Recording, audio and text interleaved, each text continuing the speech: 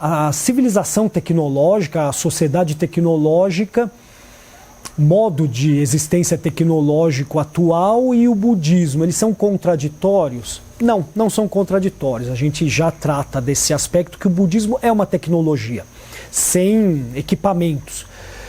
Mas qual que é a resposta, né, do budismo? Ele continua válido? Ele continua válido numa sociedade tecnológica? Sim, continua extremamente válido, porque a gente até pode dizer, quando virou o século XXI, houve ali a boa nova, a expectativa de que esse seria o século da mente.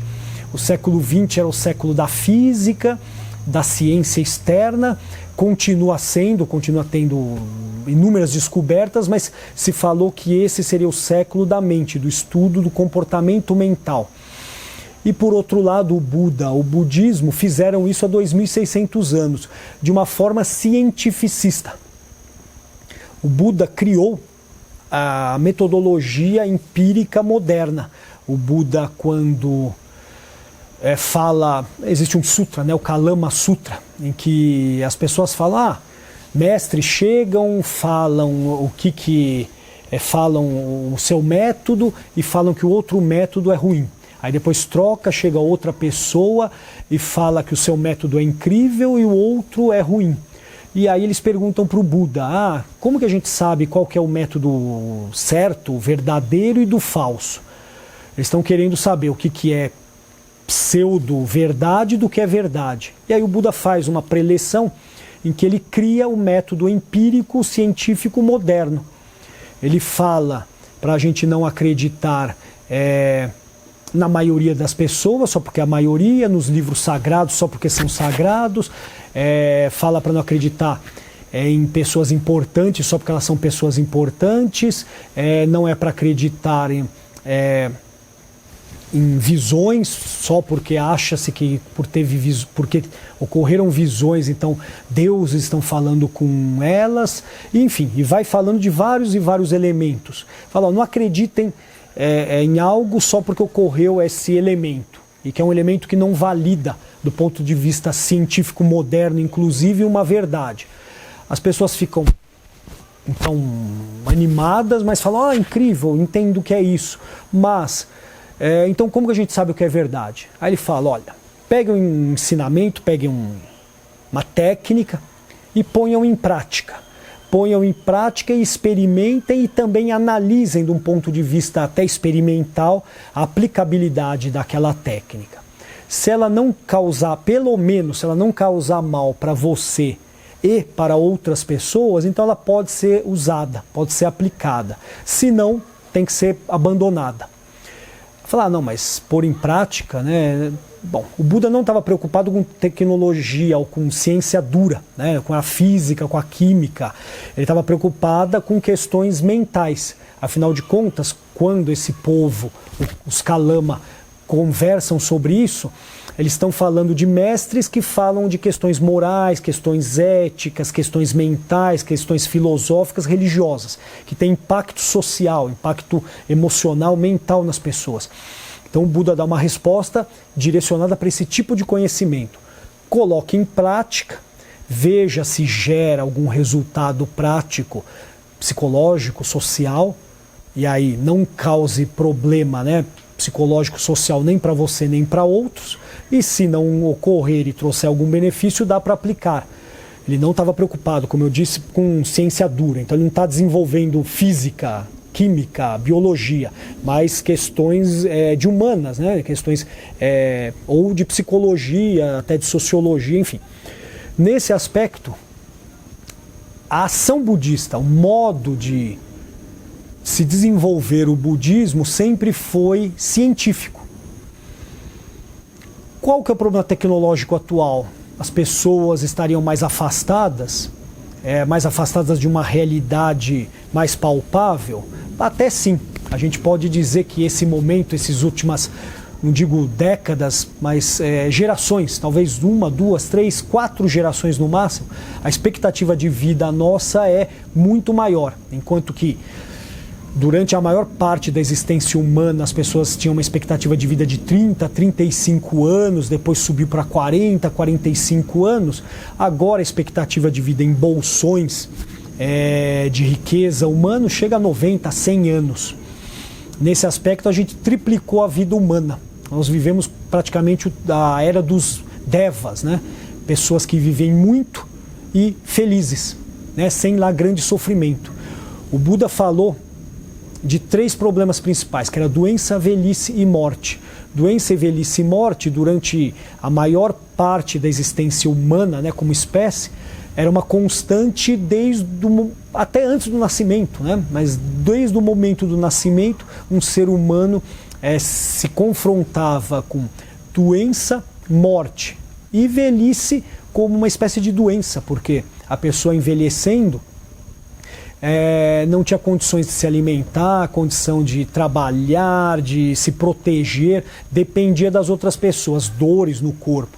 Então, doença, velhice e morte era, na época do Buda, os 3 principais sofrimentos, até físicos, até externos.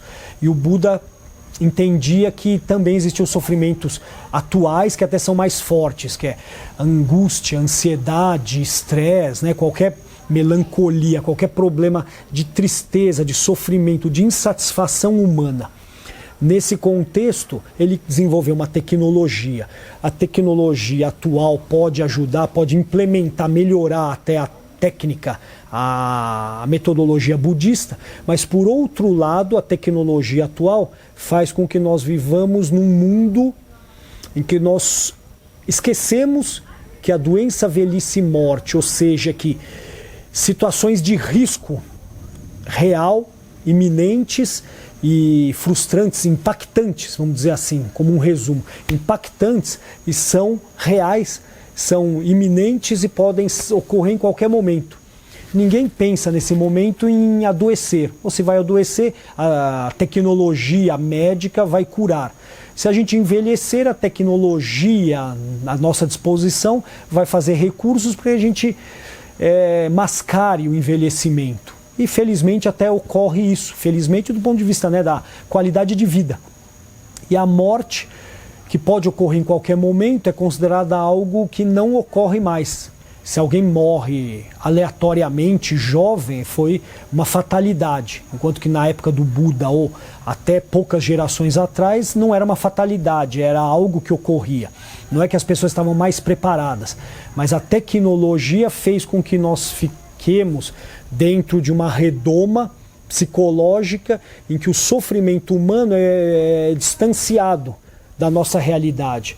Nós não sofremos. O nosso sofrimento é angústias do dia a dia, decepções simples, né, que na época do Buda ou até poucas gerações atrás eram elementos secundários da insatisfação humana. A insatisfação humana era muito mais concreta, muito mais impactante, estava ligada a um desconhecimento do que ocorreria com a nossa própria vida.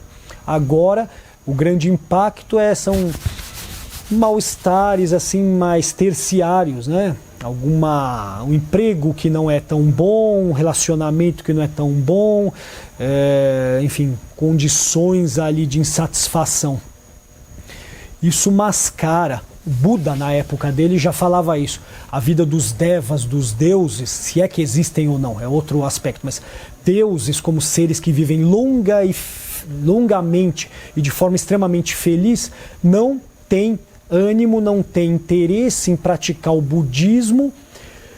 E eles precisam, sim, todos os seres precisam, porque a vida deles vai terminar, mas eles estão numa redoma de felicidade, de tranquilidade, que dura muito, e depois morrem. No momento da morte eles vão perceber a realidade da vida, a transitoriedade, a insatisfatoriedade da vida. Mas porque ficam nessa redoma durante um tempo longo, eles não praticam o budismo e não transcendem o fato de que sentir felicidade como a gente sente da forma mundana ou sentir tristeza como a gente sente da forma mundana é estar preso a uma noção errônea, a uma observação errônea da realidade, a ter uma expectativa errada da realidade, uma percepção errônea. E nesse sentido, dukkha, o sofrimento, a insatisfação humana, não é a nossa tristeza, mas é não perceber a realidade que está por cima da nossa felicidade mundana e da nossa tristeza mundana. Nesse caso, a vida dos devas, que é a nossa vida atual tecnológica, por tudo que a gente falou, né, de uma vida mais longa e teoricamente, aparentemente feliz, mascara a nossa situação de escravidão ante a uma percepção errônea da própria realidade. Um humano, como era um humano na época do Buda, sentia dúvida e sentia a urgência de que a qualquer momento morreria. E isso fazia com que muitos buscassem um remédio, não para a morte, mas para o mal-estar que a morte causa. Enquanto que na vida atual tecnológica, isso é mascarado. E a gente considera que está tudo bem. Afinal de contas, a gente vai morrer no infinito. Daqui a 100 anos, 90 anos, enfim. E aí a gente deixa de desfrutar da oportunidade de fazer exercícios, desenvolver a técnica budista, praticar a técnica budista para superar esse estado de insatisfatoriedade.